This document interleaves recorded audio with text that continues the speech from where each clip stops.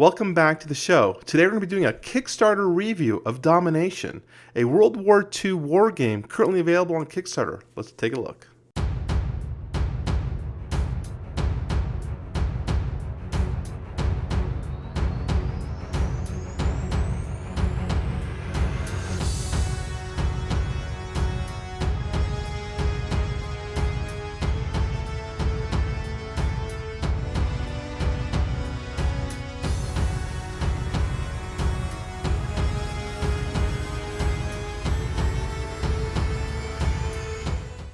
Hey everyone, welcome back to the show. You're watching Game Brigade and I'm your host Bryan. And today we're going to be taking a look at a Kickstarter for a World War II game called Domination. If you are new to the channel, we do reviews, previews, and playthroughs of your favorite games. So if you're new here, please consider subscribing. So I've been hunting down for a while a war game that kind of fits a very specific niche. And that's something that incorporates many different aspects of a war game that I feel is important, but kind of fits it compactly into a tight game. So I'm wondering if Domination might be it. So let's go ahead and pull up the campaign and we can take a look at this together. So currently Domination is on day 19. It is very new to the Kickstarter. So if you're interested in getting this early, this is the time to do it. We're currently at 600 backers. That's pretty cool. That's even at $44,000 of their 49,000 goal. So they're almost there. They're very, very close to being there for fulfillment. This game specifically is a World War II game that is supposed to be a lighter game, but brings in the elements of strategy, diplomacy, decision making in terms of what you upgrade and how you deploy. And I think that's really interesting because they're claiming it can be completed in 90 minutes. So let's go ahead and scroll on down here. Now, my first issue with this campaign is I don't care for the campaign's layout. I really feel like front and center, you need to be showing me the game. Show me miniatures or something. They're going straight into the social goals. That's fine. It's something that's interesting and easy to capture for backers, but I think this kind of is a failure on the designer's part in terms of what captures my eye. Here we're going to go on a little lower, and now we can actually see the game. So the board is going to be a map of Europe, and you're going to have Japan, basically the entire East. You're going to have Europe, maybe the whole world actually, now if I think about it, because you do have the United States in there. But you're going to have sections. You can see here we have Persia, India. I know there's a section of Japan, China. And so each region is going to signify a specific place. And you're going to have arrows, as you can see down here, of you being able to move units in between locations. And you can only move units in specific patterns. And to be able to move a unit to over here, you got to make sure everything's linked, from what I gather. What I like about this is that when you're playing it, you're using a deck of cards, and your cards can either be used for movement, deploying new units, using those cards for technology. So the way that you play your cards and the decision making can capture that strategy element to the game. To highlight how the game works, they have a really nice how to play section with animated GIFs to kind of explain how a specific card can be used for the OP cost to move, to transfer, to deploy. So here they're going to talk about deployment and moving. And so they'll show you an example, and then they'll have the example down here. So for this example, they say play a card with 3 OPs. That's what they're calling this up here. Perform a deployment for 3 OPs as much as the recruitment costs indicated on the tech tree board, and we'll get to that in a second. 1 German fleet into Germany. So they're going to basically say, we're going to deploy a German fleet, cost me 3 OPs, and we're going to deploy it here in Germany. Same thing with move. They're going to say, we're going to move these 2 units. I believe they say that these move are 2 apiece right here. Yeah, move it for 2 for the British fleet and 2 to the Atlantic. So we are moving an army to Egypt and we're moving a boat to the Atlantic. So the way you play your cards that you're getting can differ basically how you're going to play the game. And then you have additional options down here. And I believe this impacts if this matches your army color. And then this is up here regarding what kind of tech that this card could be used for. So they kind of talk about down here in terms of attacking. And there's more questions I have regarding how this plays through in terms of the attack. And they're still adding some rules because some of them are stretch goals. I don't care for rules being hidden behind a stretch goal because Let's, for example, talk about the technology, because that's one specifically I had a question on. So supposedly there's going to be cubes that we have. The cubes, though, are a stretch goal. But these cubes are going to be, stop getting in the way here, tank. The cubes are going to be filling up these spots here from what I gather.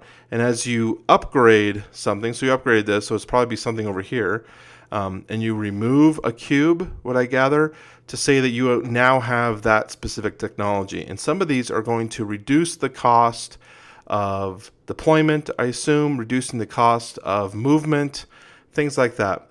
So if you want to be more high in technology, you're going to want, you like say you want to have cheap deployments, it would be much more like a late game option. This is something you'd want to push earlier rather than just using these units to deploy. So, but I dislike because I can't really know the rules specifically because it's kind of hidden behind the stretch goals. So PHALANX, if I were you, if my recommendation means anything to you guys, I would say I would put forward the rules that are going to impact the game. That way content creators or backers can decide if they like the mechanics, and don't hide them behind the stretch goal to be unlocked further. Because to me, those cubes are going to be necessary to play the game, and I don't see that as a stretch goal. So I'd really highly recommend being very open and forward with anything that potentially might come up as a game mechanic that's kind of expected to be a game mechanic. Overall, though, what I like here as a game is the amount of options that players have in terms of making decisions. You have a lot of decisions made on your deck, and when you play some of these, the card is removed. Like this, I believe this removes the card from your deck. So I like that there are a lot of different ways that we can play this game and kind of recreate the World War II scene. I think there's a lot of potential here for a really solid, quick war game. Okay, so let's take a second here and take a look at the pledge levels and kind of decide what I would recommend if you are interested in this World War II war game, and what it might be worth for you when you're including shipping and everything like that. So they have two different levels here of pledges that I would consider major differences, and they have a much different price point. The first one is the Cadet Pledge. And so we're going to go ahead and take a look here because I think the Cadet Pledge in terms of reading is easier on this side, and then visualizing is over here. So the Cadet Pledge includes one copy of the board of the game, which we should, and then it has the V2 Rocket expansion, which is a Kickstarter exclusive expansion for this, so that's something to note, as well as the Peace Cards expansion.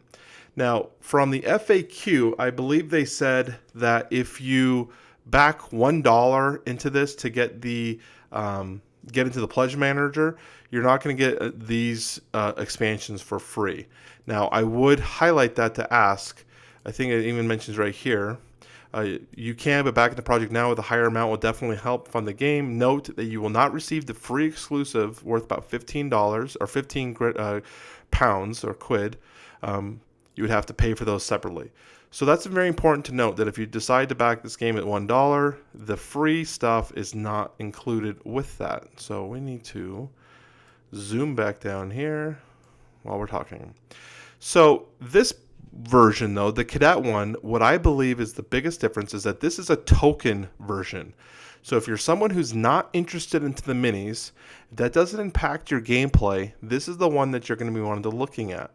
You can see here the components in terms of what you're looking at in terms of the panzers, the tanks, for every faction here. You have quite a bit of options, but they're all going to be cardboard. At that price, you're looking about 28 pounds or 35 US dollars.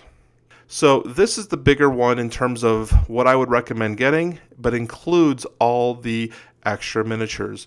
And I think for a war game like this to be impactful into the game, I think the miniatures are going to make a big visual appeal to me. Like, this is what's exciting to me. Now, I'm curious if the tanks are going to be resembling their real-world counterparts and how that will play into it. I wish I knew the faction colors. I'm not going to make any assumptions here. I believe these are British. I believe these might be German, but I'm not sure. Potentially these could be American. I'm not sure what the white and the purple are. I do know that they just announced in one of the updates a French faction that can be converted to either the Axis or the Allies, depending on who controls France. And they also have an Italian version, but I don't think the Italians have been fully fleshed out yet. But the same way, they are started with the Axis, but if the Allies control Italy, then they switch to the Allies side. So further down, we have now the General Pledge. Now this one's interesting if you are someone who, like me, likes playmats. So we're about $94 here, 75 pounds. And what this one is basically the pledge above, but you're going to be including a full neoprene mat. Now, this is a game, personally, that I feel like having a very flat, high-quality mat would be more aesthetically pleasing for me than a lot of other games. There's a lot of times when you have a lot of moving pieces on this, and cardboard board games, like the board, sometimes can have ridges and lines in them, and they don't lay flat. Not necessarily saying the Domination is going to have that issue, but you never know. A neoprene playmat basically removes that fear of happening, but at a cost expense, of course. So for me, looking at this board game, I would actually say I would be more interested in the neoprene playmat than a lot of other games that I'd be looking at. So take that into consideration when looking at this game. The final one is the all-in. Well, they always have an all-in, right? It's the Field Marshal, the all-in pledge. And basically, this includes everything up above, but then you're going to have these 4 card holders, and that's effectively going to have to decide, how much you're having card holders for each faction mean it to you in terms of getting a discount. You can see that this is $111 or 88 pounds. You also include your freebies here with this one and everything else. So I personally, if I was to back this game right now, I'd be looking at the General Pledge. If I was a little unsure, I probably would be going in on the Colonel Pledge. I don't think, to me, the tokens give enough aesthetic please for a game like this. I'd probably go with some form of the miniatures expansion. But let's go ahead and slide on down to shipping, because I think this is important.